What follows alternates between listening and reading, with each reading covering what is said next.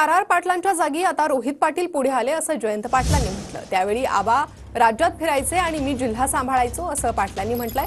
तर आता मला राज्यात फिरावं लागणार, रोहित पाटलांनी जिल्हा पाहावा। तर सांगली जिल्ह्याकडे आज अजिबात लक्ष दिलं जात नाही असं रोहित पाटलांनी म्हटलं। प्रत्येक मतदारसंघात लक्ष देण्याची गरज आहे असं रोहित पाटलांनी म्हटलंय। महाराष्ट्राच्या विधिमंडळाच्या स्थापनेपासून पहिल्यांदाच असं झालं असेल की सांगली जिल्ह्याला आज अजिबात महत्त्व दिलेलं जात नाहीये। आज आपण परिस्थिती बघतोय की प्रत्येक मतदारसंघामध्ये काही ना काही कुणी ना कुणीतरी जाऊन तिथे लक्ष देण्याची आवश्यकता आहे। माझ्या विधानसभा मतदारसंघाचा आमदार म्हणून मी माझ्या विधानसभा मतदारसंघाची जबाबदारी देवराज दादा घेईन। जिल्हा अध्यक्ष म्हणून तुम्ही काम करत असताना तुमचा कार्यकर्ता म्हणून काम करायची आमच्या सर्वांची तयारी आहे। पण आज त्या ठिकाणी काम करत असताना कुणी कमीपणा घेण्याची आवश्यकता नाही।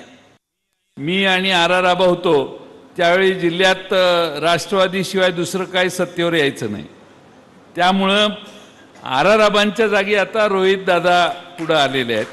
त्यामुळं रोहित दादांना माझी विनंती आहे की आमचं अंडरस्टँडिंग असं होतं की आबा महाराष्ट्रात फिरायचे त्यावेळी आम्ही जिल्ह्याची काळजी घ्यायचो।